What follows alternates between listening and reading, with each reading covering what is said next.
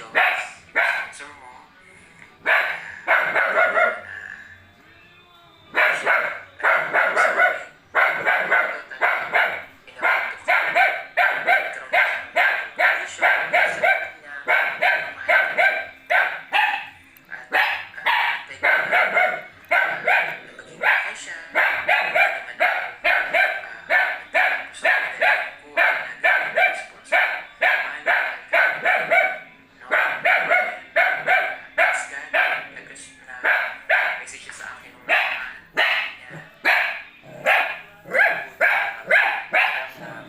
Salamat tayo sa Panginoon sa mga prayers para sa inyong sponsor. Maraming sa inyong dalawa.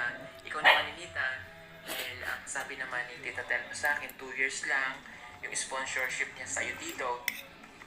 After nung